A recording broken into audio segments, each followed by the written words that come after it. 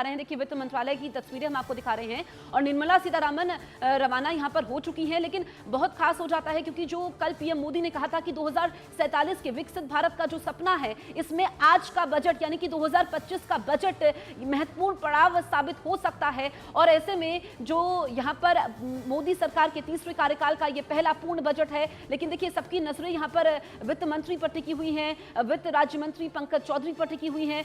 वित्त मंत्री जो कि अपने घर से रवाना हो चुकी है और अब तो डिजिटल फॉर्मेट में सब कुछ हो गया है शिवानी। तो ऐसे में जो डिजिटल कॉपी है वो यहां पर राष्ट्रपति को सौंपी जाएगी। और आपको बताएं कि उसके बाद जो है केंद्रीय कैबिनेट की बैठक में बजट को मंजूरी मिलती है, फिर 11 बजे बजट पेश किया जाएगा। लेकिन जो बढ़ती महंगाई है या जो आर्थिक बोझ होता है, उसमें किस तरीके से बजट आम लोगों की जिंदगी पर प्रभाव डालेगा, लोगों के मन में बहुत सारे सवाल भी हैं। लेकिन न्यूज़ 18 इंडिया पर हम आपको आसान भाषा में बजट की हर बारीकी समझाएंगे।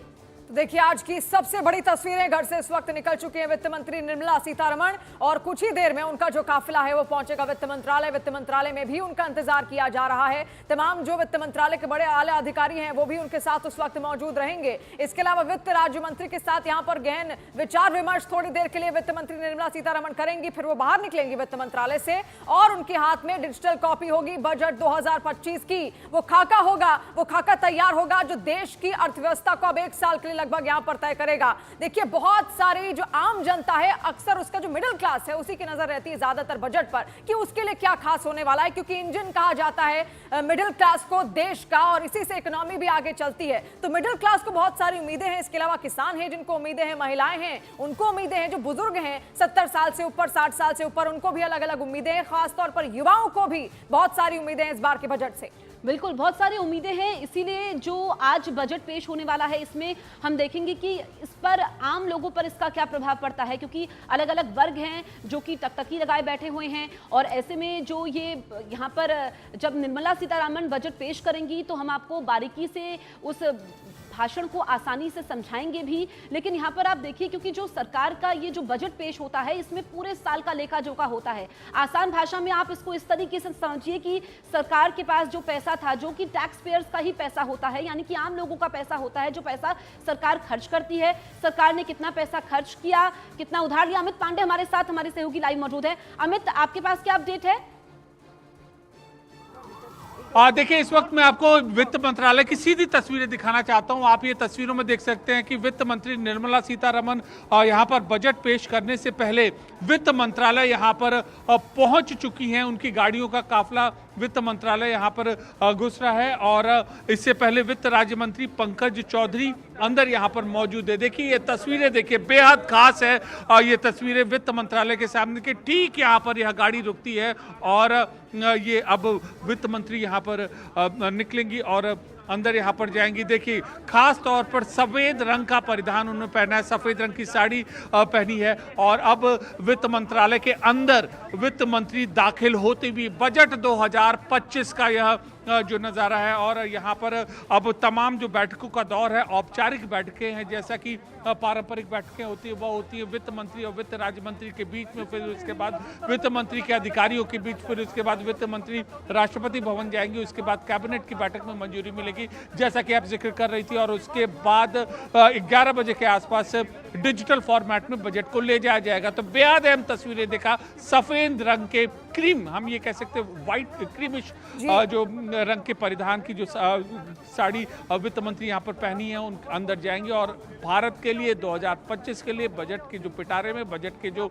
बुके में क्या होगा, यह भारत के लोगों को देखने को मिलेगा। जिस साड़ी का आपने यहाँ पर जिक्र किया, देखिए हर बार जो साड़ी पहनकर आती है वो चर्चा का विषय भी यहाँ पर बन जाती है, क्योंकि अलग अलग राज्यों की साड़ियां उनको पहनने का शौक भी है और उसको लेकर चर्चा भी यहाँ पर देखने को मिलती है। लेकिन सबसे बड़ी चर्चा तो यही होगी कि आखिर क्या क्या विश्लेषण उनकी ओर से यहाँ पर सामने रखा जाता है, क्या रणनीति यहाँ पर तय होती है, क्योंकि 2025 में आखिर किस तरीके से वित्त मंत्री निर्मला सीतारमण देश की अर्थव्यवस्था को और ज्यादा मजबूत यहां पर करेंगी, ये सबसे अहम है। 2 तस्वीरें इस वक्त आपके सामने आप रख रहे हैं। पहली तस्वीर में आप देखिए, जब वित्त मंत्रालय पहुंच चुकी हैं वित्त मंत्री निर्मला सीतारमण, और उससे पहले की तस्वीर जब अपने घर से वो बाहर निकली थी। बिल्कुल, ये 2 तस्वीरें काफी ज्यादा अहम हो जाती है, क्योंकि वित्त मंत्री निर्मला सीतारमण पर सबकी नजरें टिकी हुई हैं। वो इस वक्त वित्त मंत्रालय पहुंच चुकी है। उसके बाद वित्त राज्य मंत्री पंकज चौधरी के साथ कुछ मीटिंग होनी है और काफी अहम हो जाता है। आप ये समझिए कि जो सरकार के पास पैसा होता है, कितना पैसा सरकार ने खर्च किया, कितना पैसा सरकार के पास आया और कितना उधार लेना पड़ा, ये सारा लेखा जोखा बजट में होता है, जो कि आज निर्मला सीतारमण पेश करने वाली हैं।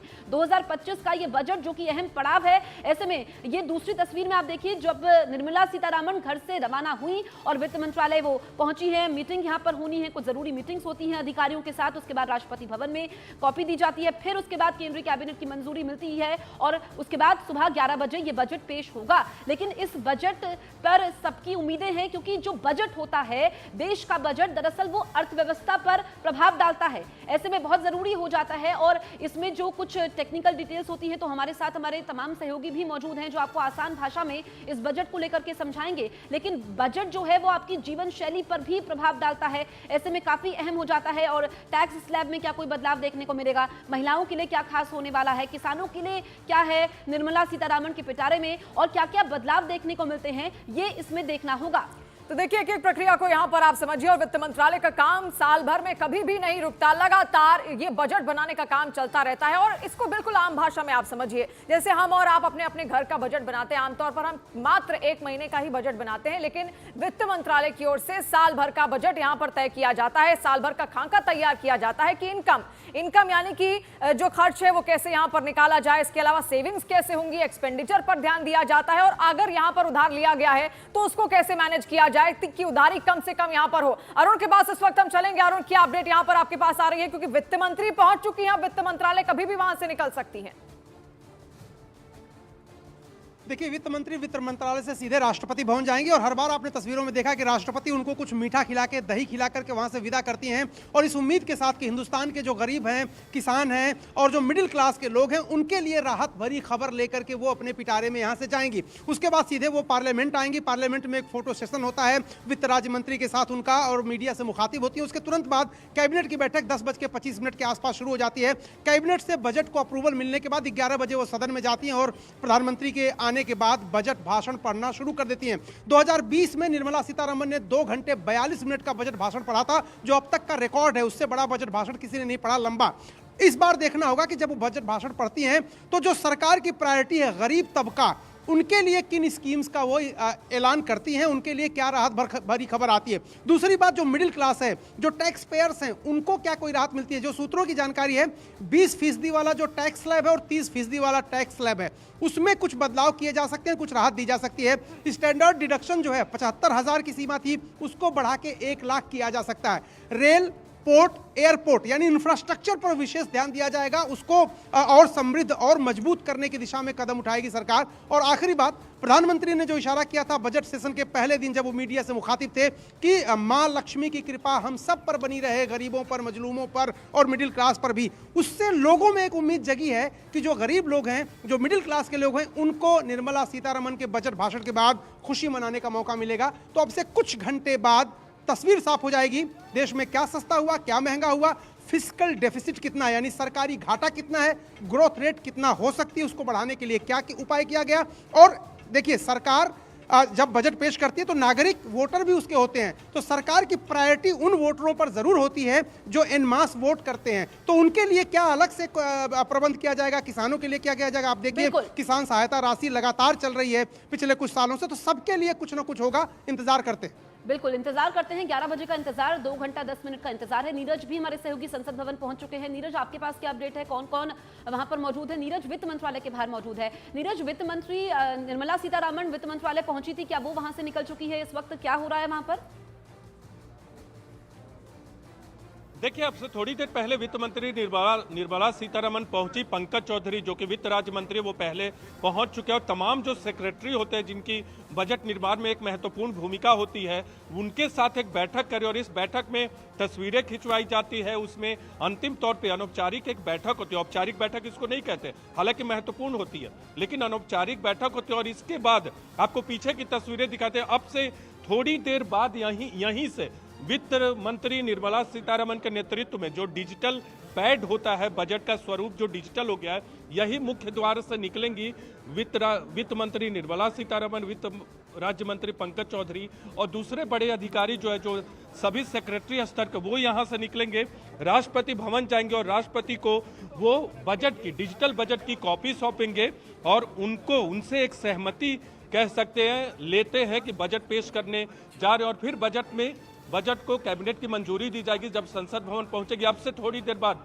यानी 15 से 20 मिनट के बाद राष्ट्रपति के लिए निकलेंगी, राष्ट्रपति भवन के लिए निकलेंगी वित्त मंत्री निर्मला सीतारमन और वहां करीब आधे घंटे 20 से 25 मिनट की बैठक होती है जिसमें राष्ट्रपति के साथ तमाम अधिकारी मौजूद रहते हैं। वहां फोटो खिंचवाया जाता है और राष्ट्रपति को बजट की कॉपी सौंपी जाती है। क्या महत्वपूर्ण होगा? देखिए 5 महत्वपूर्ण बातें जो हैं इस बार के बजट को लेकर बताई जा रही। एक तो टैक्स स्लैब और टैक्स छूट मध्यम वर्ग के लोगों को और उच्च आय वर्ग के लोगों को दी जा सकती है। दूसरी महत्वपूर्ण बात यह होगी कि किसान निधि योजना की रकम जो है वो सालाना 6,000 से 12,000 तक की जा सकती है। प्रधानमंत्री ने पिछले बजट में आपको याद होगा पूर्वोदय प्लान यानी पूर्वोत्तर के 5 राज्यों पे जो सरकार का फोकस है और इस बार आपको याद होगा जब प्रवासी भारतीय दिवस था उसमें भी उड़ीसा में हुआ था।